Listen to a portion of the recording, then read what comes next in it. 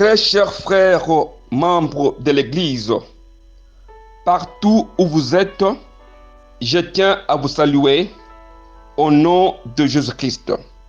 Ce matin, nous avons l'honneur et la gloire de glorifier notre Dieu à travers un thème intitulé « Le chemin de Damas ». Le chemin de Damas. Bien avant d'aborder ce sujet, nous devons introduire la notion de chemin en lisant les livres d'Exode, chapitre 13, verset 17 jusqu'à 18. Nous lisons au nom de Jésus-Christ. Lorsque Pharaon laissa aller le peuple, Dieu ne les conduisit point par le chemin de pays de Philistins, quoique le plus proche, car Dieu dit, les peuples pourraient se repentir en voyant la guerre et retourner en Égypte. Mais Dieu fit faire au peuple un détour par le chemin du désert vers la mer Rouge. Très chers frères et sœurs, membres de l'Église, pour sortir de l'Égypte et aller au Canaan, il y a deux chemins. Les chemins du pays de Philistins et les chemins du désert. Entre ces deux chemins, Dieu opta pour les chemins du désert, parce que celui qui marchait sur le chemin de Philistins, s'il voit la guerre, il doit retourner rapidement en Égypte. C'est ainsi que Dieu a voulu que son peuple puisse passer par le chemin du désert, le chemin de la mer Rouge. Et pourtant, ce n'est pas tous les peuples qui ont marché sur le chemin. Car si nous lisons Exode, chapitre 19, verset 4, nous lisons, « Vous avez vu ce que je fais à l'Égypte, et comme je vous ai porté sur les ailes d'aigle et amené vers moi. » Très chers frères, membres de l'Église, pour sortir de l'Égypte, Dieu avait utilisé les ailes de l'aigle pour porter l'Israël. C'est pour dire qu'il y a le peuple d'Israël qui ont marché à pied sous la conduite de Moïse, sur les chemins des déserts, et il y a l'Israël qui n'a pas marché sur les chemins terrestres, mais les chemins célestes. La différence entre ces deux chemins consiste à ce que le chemin céleste mène l'homme vers Dieu, et tandis que le chemin terrestre conduit l'homme vers la terre de Canaan. Comme si nous lisons et que nous reprenons très bien le passage d'Exode, chapitre 19, verset 4, nous lisons, « Comme je vous ai porté sur les ailes de l'aigle et amené vers moi. » Quand Dieu porte l'homme sur les ailes de l'aigle, c'est pour l'amener vers Dieu. Et par contre, quand on doit suivre les chemins du désert, le chemin de la mer Rouge, c'est pour aller vers Canaan. Très chers frères, membres de l'Église, finalement, le chemin c'est quoi? Et le chemin nous conduit où? Si nous lisons les livres du prophète Ésaïe, chapitre 55, verset 8 jusqu'à 9, nous lisons, « Car mes pensées ne sont pas vos pensées, vos voix ne sont pas mes voix, dit l'Éternel. Autant les ciels sont élevés au-dessus de la terre, autant mes voix sont élevées au-dessus de vos voix, et mes pensées au-dessus de vos pensées. » Très chers frères, membres de l'Église, il y a deux voix, le voix des hommes et le voix de Dieu. Les voix de Dieu sont dans le ciel et les voix des hommes sont sur la terre. C'est pour dire que le chemin de l'aigle est dans le voie de Dieu et le chemin du désert est dans le voie des hommes. Et Pour bien marcher sur les chemins des déserts, l'homme doit être conduit par un ange. L'homme doit être conduit par Moïse, comme il est écrit en Exode, chapitre 23, verset 20. Nous lisons, « Voici, j'envoie un ange devant toi pour te protéger et pour te faire arriver au lieu que je préparais pour vous. » Très chers frères et sœurs, l'Israël dans le chemin des déserts est conduit et protégé par le messager de Dieu pour le faire arriver au Canaan.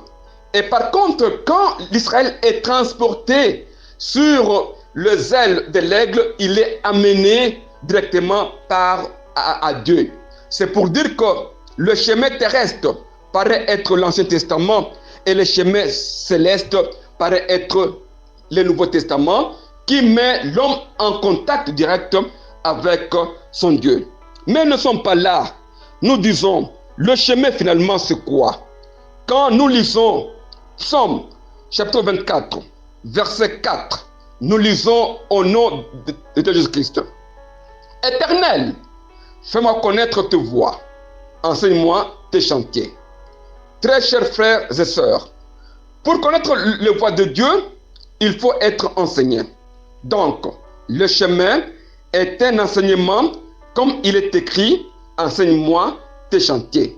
Et comme c'est écrit dans le livre du prophète Ésaïe, chapitre 30, verset 21, nous lisons, tes oreilles entendront derrière toi la voix qui dira, voici le chemin, marchez-y, car vous n'iriez à droite ou vous n'iriez à gauche. Très chers frères, membres de l'Église, la voix de Dieu montre le chemin. Cette voix est la parole de Dieu qui sort de la bouche des prédicateurs pour orienter les disciples sur les chemins de la vie, comme le prophète Samuel avait dit à l'Israël dans 1 Samuel, chapitre 12, verset 23. Nous lisons, « Loin de moi de pécher contre l'Éternel, de cesser de prier pour vous. Je vous enseignerai le bon et le droit chemin. » Très chers frères et sœurs, le prophète Samuel enseignait le bon et le droit chemin pour craindre et servir fidèlement Dieu. Donc, celui qui est dans le chemin de Dieu doit être saint et non pas impur, comme le prophète Ésaïe l'a dit en Ésaïe chapitre 35, verset 8. Nous lisons, « Il y aura là un chemin effrayé, une route qu'on appellera la voie sainte. Nul impur n'y passera. Elle sera pour eux seuls. Ceux qui la suivront, même les insensés, ne pourront s'égarer. » Très chers frères et sœurs, les enseignements de Dieu sont saints. C'est pourquoi le chemin est appelé la voie sainte. Celui qui est sur le chemin de Dieu doit être saint. Même un insensé qui est sur le chemin de Dieu ne peut s'égarer. Nul impur n'y passera. C'est pour dire que quelqu'un qui est dans le chemin a pour la mission de purifier et de rendre l'homme saint, afin qu'il soit en contact avec Dieu. Comme Dieu est saint, et le chemin aussi rend l'homme saint, afin qu'il entre en contact avec son Dieu. Si nous revenons au passage de Deutéronome, chapitre 28, verset 7, nous lisons, « L'Éternel te donnera la victoire sur tes ennemis qui se lèveront contre toi. Ils sortiront contre toi par un seul chemin et ils s'enfuiront devant toi par cet chemin. » Très chers frères, membres de l'Église, nos ennemis sont les cultes charnels. Ils se lèvent contre nous avec les enseignements charnels. Ils sortent tous par un seul chemin, qui est les Écritures. Toutes les églises charnelles fondent leur foi sur les Écritures. Elles ont toutes un même langage, la certitude des Écritures. Mais comme c'est écrit en 2 Corinthiens, chapitre 3, verset 6, la lettre tue, mais l'esprit vivifie. Quand vous allez démontrer l'essence des Écritures, c'est-à-dire le chemin céleste, c'est-à-dire le chemin de l'aigle, carrément, chacune s'enfuit par ce chemin. Ce chemin-là sont les lois charnelles qui sont définies en Exode, chapitre 20, verset 7 jusqu'à 16. Les 7 chemins sont 1. Respecter les sabbats. 2. Honore ton père et ta mère. 3. Tu ne tueras point. 4. Tu ne commettras point d'adultère. 5. Tu ne déroberas point. 6. Tu ne porteras point de faux témoignages. Et 7. Tu ne convoiteras point.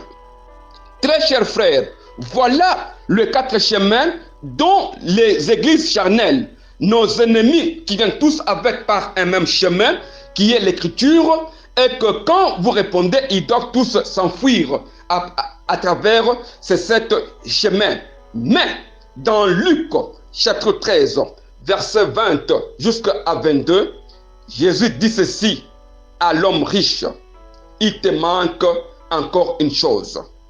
Très chers frères, membres de l'Église, on peut observer toutes les choses, mais il te manque une chose.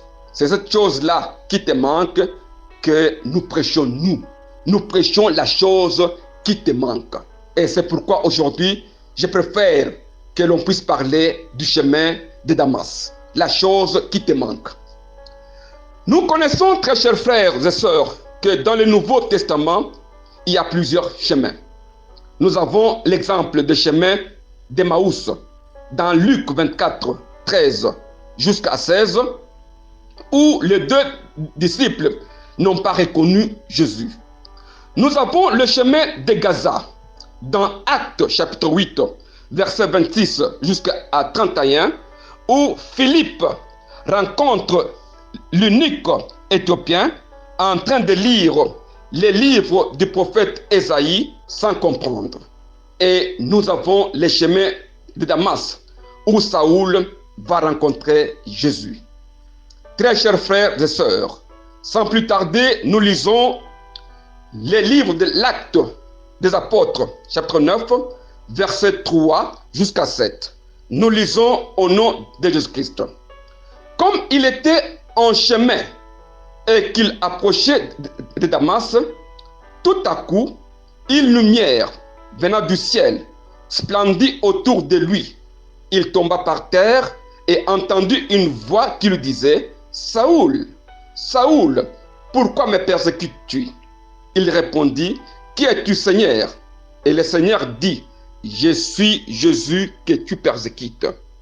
Très chers frères et sœurs, Saoul était sur le chemin pour combattre le vrai chemin, comme c'est écrit dans 1 Timothée, chapitre 1, verset 13.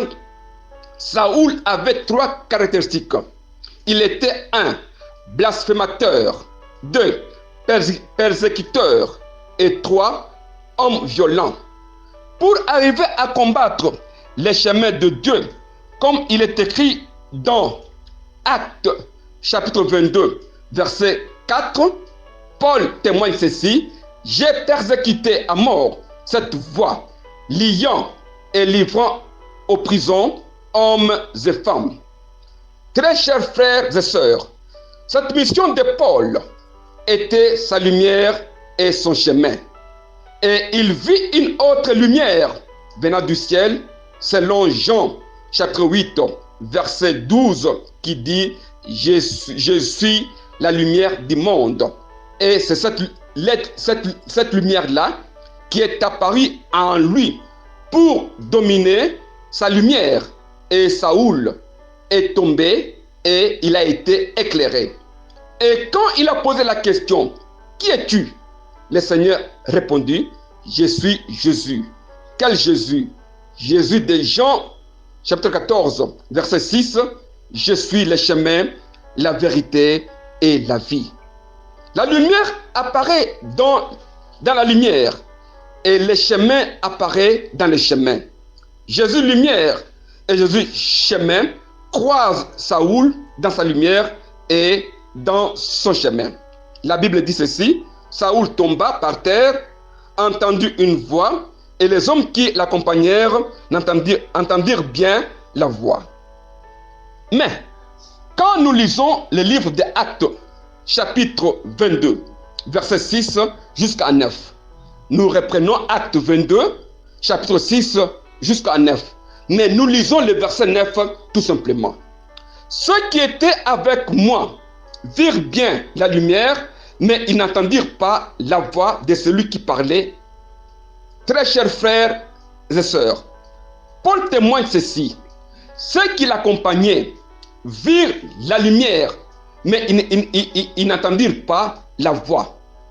Et pourtant, quand nous lisons Actes, chapitre 9, verset 7, nous lisons, les hommes qui l'accompagnèrent entendirent bien la voix, mais ils ne voyaient personne. Très chers frères et sœurs, dans Acte 22, verset 9, ils ont vu la lumière, mais ils n'ont pas entendu la voix. Tandis que dans Acte chapitre 9, verset 7, ils n'ont pas vu la lumière, mais ils ont entendu la voix. Qu'est-ce que nous allons retenir sur les chemins de Damas? Nous continuons. Quand nous lisons Actes, chapitre 26, verset 12 jusqu'à 14, nous lisons le 14e verset tout simplement. Je reprends Acte 26, verset 12 jusqu'à 14. Nous lisons le verset 14 tout simplement. Nous lisons, nous tombons tous par terre et j'ai entendu une voix qui me disait en langue hébranique que Saoul, Saoul, pourquoi me persécutes-tu? Très chers frères et sœurs, membres de l'Église.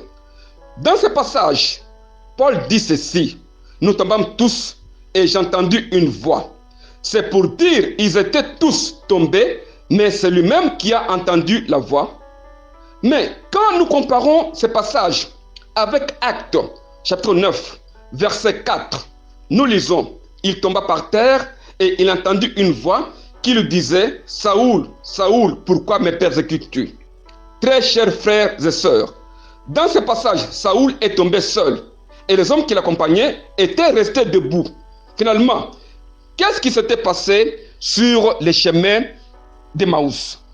Est-ce que Saoul est tombé seul ou ils étaient tous tombés? Ou encore, Saoul seul, Saoul a entendu seul la voix, ou ils ont tous entendu la voix, ou encore Saoul avait vu seul la lumière, ou ils ont tous vu cette lumière. Et pourtant, il y a trois verbes qui sont utilisés, voir, tomber et entendre. Comment nous pouvons interpréter cette confusion sur les chemins d'Emmaüs? Très chers frères et sœurs, membres de l'Église, quand nous lisons Actes des Apôtres, chapitre 9, verset 11, nous lisons au nom de Jésus-Christ. Et le Seigneur lui dit, lève-toi, va dans la rue qu'on appelle la droite, et cherche dans la maison de Judas un homme Saoul de Tarse. Très chers frères et sœurs, Saoul qui quitte le chemin de Damas pour être dans la rue qu'on appelle la droite. Donc, il y a deux chemins. Il y a deux chemins.